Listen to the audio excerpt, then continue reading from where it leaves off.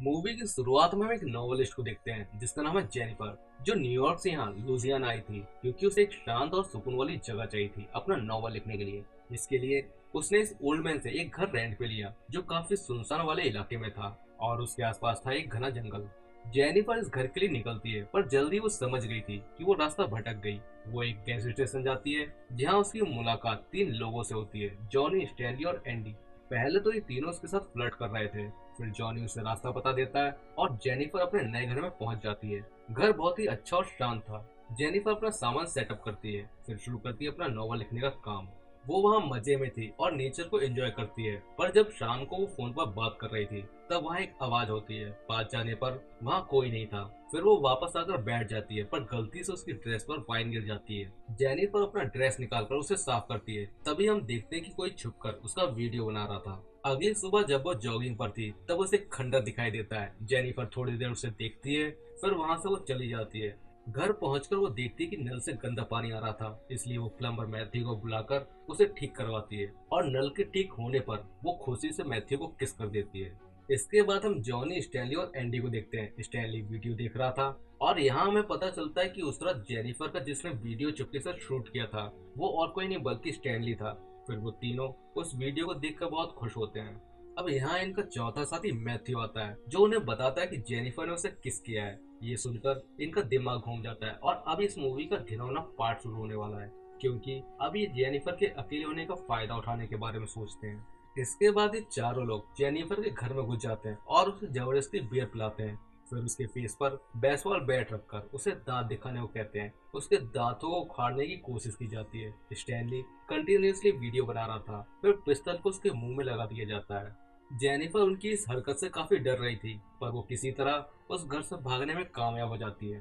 भागते हुए उसे जंगल में शेरिफ मिलता है जिसे वो सब कुछ बता देती है। फिर शेरिफ उसके साथ जाता है उन लोगों को अरेस्ट करने के लिए। घर पहुंचने पर शेरिफ कॉल करके किसी को आने को बोलता है। फिर जेनिफर को जगह जगह टच करके बोलता है कि वो बस तलाशी ले रहा है। तभी वो चारों लोग मतलब जॉनी, एंडी, स्टैनली और मैथ्यू वहां पहुंच जाते हैं और यहाँ हमें पता चलता है कि शेरिफ इन सबसे मिला हुआ था और उसने ही इन चारों को फोन करके यहाँ बुलाया था। अब ये लोग उसे गन पॉइंट पर रखते हैं और मैथ्यू उसका बुरी तरह से शोषण करता है। स्टैनली ये सब अपने कैमरे से शूट कर रहा था। अब ये लोग जेनिफर को घर के बाहर बिना कपड़ों के छोड़ देते हैं। जेनिफर जब वहां से जा रही थी तभी ये लोग फिर से उसे पकड़ लेते हैं और अब मैथ्यू को छोड़कर बाकी के चारों लोग जेनिफर का शोषण करते हैं। एंडी जेनिफर को पानी में डुबा रहा था और इसी तरह उसे बहुत टॉर्चर किया जाता है। फिर जेनिफर एक पुल से पानी में छलांग लगा देती है और इन्हें लगता है कि वो मर गई। ये लोग सारे सबूत जैसे उसके कपड़े वगैरह सब जला देते हैं। स्टैनली ने जो वीडियो शूट किया था उस कैसेट को भी तोड़ दिया जाता है, पर बहुत ढूंढने पर भी इन्हें जेनिफर की बॉडी नहीं मिलती, इसलिए इन्हें थोड़ा डर था कि कहीं वो बच तो नहीं गई। इन सब के बाद शेरिफ अपने घर आता है और हम देखते हैं कि इसकी वाइफ प्रेग्नेंट है और इसकी एक बेटी भी है। इन सब के बावजूद भी उसने इतना घिनौना काम किया था। कई दिनों तक ढूंढने पर भी उन्हें जेनिफर की बॉडी कहीं नहीं मिलती, पर एक दिन मैथ्यू को कोई उठा लेता है। स्टैनली भागते हुए जॉनी और एंडी के पास जाता है और उसे बताता है कि उसने उस दिन वीडियो टेप को डिस्ट्रॉय नहीं किया था, बल्कि उसे कैमरे में ही लगा छोड़ दिया था। पर आज मैंने जब देखा तो कैमरा गायब है। ये लोग उस पर बहुत गुस्सा होते हैं और जॉनी उसे मारता है क्योंकि वो वीडियो टेप इनके खिलाफ एक एविडेंस था। नेक्स्ट डे शेरिफ को एक वीडियो टेप मिलता है जिसमें जेनिफर का वीडियो शूट किया गया था। ये सब देखकर शेरिफ बहुत परेशान हो जाता है। वो कैसेट लेकर पहुंच जाता है इन लोगों के पास और स्टैनली के मुंह में घुसा देता है। अब इन्हें लगता है कि ये सब मैथ्यू कर रहा है क्योंकि वो कई दिनों से गायब है और उसे गिल्टी फील हुआ होगा, इसलिए शेरिफ उन्हें मैथ्यू को ढूंढने के लिए कहता है। मैथ्यू जेनिफर के घर पर था जिसे वो बेहोश कर देती है क्योंकि वो हर एक को तड़पा तड़पा कर मारना चाहती थी।